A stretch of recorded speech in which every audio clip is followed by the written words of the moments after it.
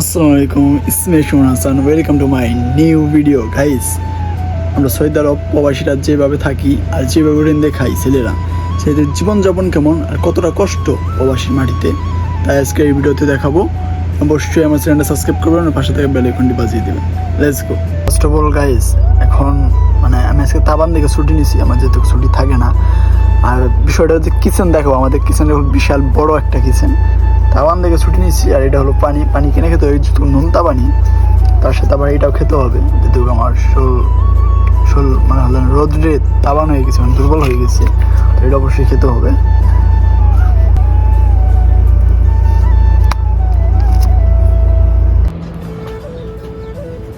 Guys, এখন আমাদের পাক করার টাইম। এখন আমি পাক করব। এখন পেঁয়াজ করতেছি। তো রুমে আমি খাই, সবাই ডিউটিতে চলে গেছে, তো আমি পেঁয়াজ করতেছি, আপনাদেরকে দেখাই।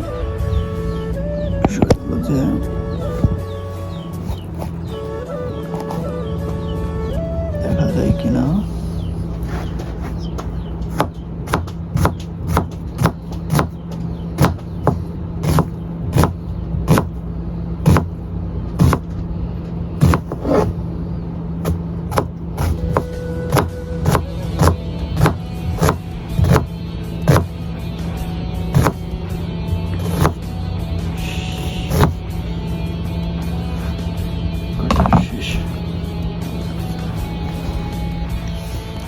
গাইস, এখন আমাদের পেঁয়াজ কাটা শেষ। আর আমি এখন বানাবো সৌদি আরবের সবচেয়ে বিখ্যাত খাবার শুকশুকা।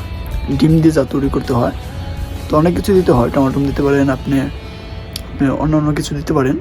তো শুকশুকা মানে পেঁয়াজ, টমাটো আর ডিম, ক্লাস হয়ে যায়। তো পেঁয়াজ কাটা শেষ অলরেডি পেঁয়াজ কাটা শেষ আমাদের। এখন পাক করবো।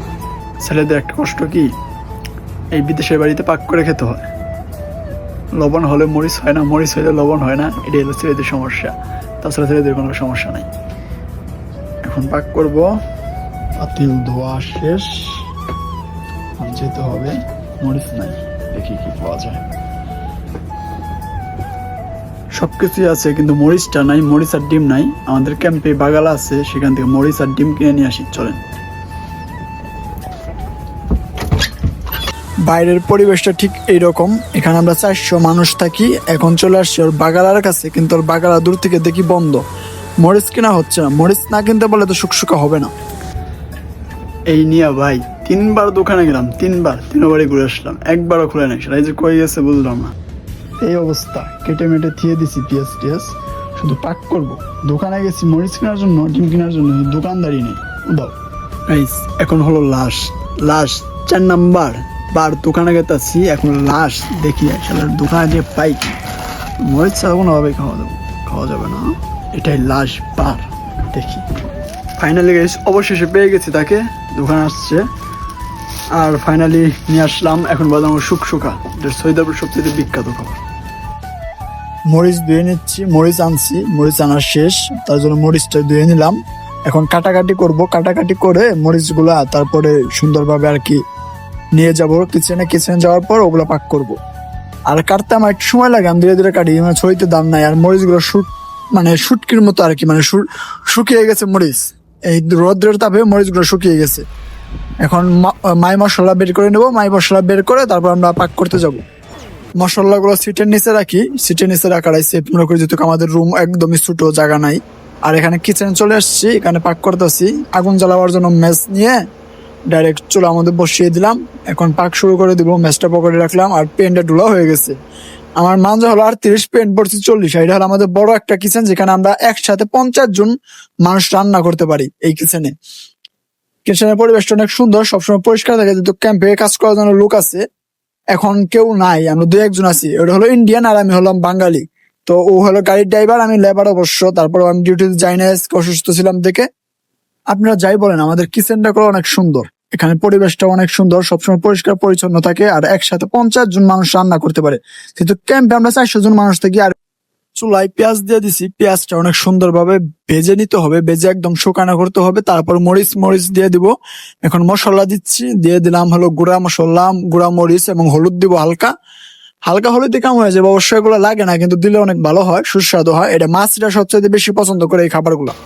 তার জন্য মরিচ টরিচ দিয়ে দিলাম আর নাড়ানাড়ি করতেছি, চুলা না ধরে যায়, আবার আমার ব্যাগ কিছু পুড়ে যায়, সবসময় আমার পুড়ে যায়, তার জন্য আর কি করতেছে। এখন ডিম নিয়ে গেছি, এখন ডিম গুলা দিব, জাস্ট আমি একবেলা খাইতে পারলেই হবে, কালকে মাংস পাকাবো, এখন জাস্ট শুকশুকাটা খাবো, অনেকদিন ধরে খাই না, এখন খাইতে ইচ্ছে করতেছে তার জন্য। তো ডিম ভেঙে দিচ্ছি, ডিম ভেঙে দেওয়ার পর পরে আমাদের খাওয়া হয়ে যাবে। ডিম দিয়ে দিলাম, লাস্ট ডিম 3 নাম্বারটা।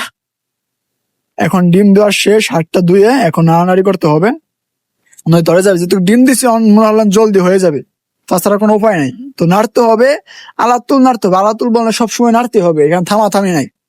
লাললে যত নাড়বো তত ভালো হবে, এটা মানে একবারে যা জোড়া ডিম বলে না বাংলাদেশে, এরকম এই যে এরকম হয়ে গেছে, এরকম কালার এসে পড়ছে।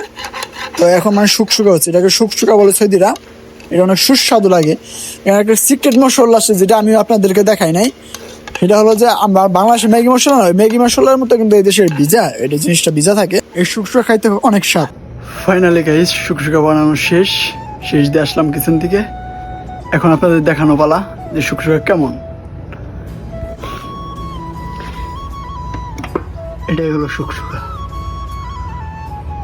যেহেতু টমাটম দেই নেই, সৈদার শুকশুকা বলে। আমরা বাঙালিরা বলি ডিম ভাজির মতো, কিন্তু অনেক কিছু দেওয়া হয়, তো ডিম শুধু পেঁয়াজ আর মরিচ দিয়ে ভাজি করে, আর এটা অনেক কিছু দেওয়া হয়, তার জন্য শুকশুকা বলে। তো যারা আমার চ্যানেল নতুন, প্রবাসীদের কষ্ট, প্রবাসীদের সুখ দেখতে চান, তো অবশ্যই চ্যানেল সাবস্ক্রাইব করুন, পাশে থাকবে বেল আইকনটি বাজিয়ে দিন। টাটা।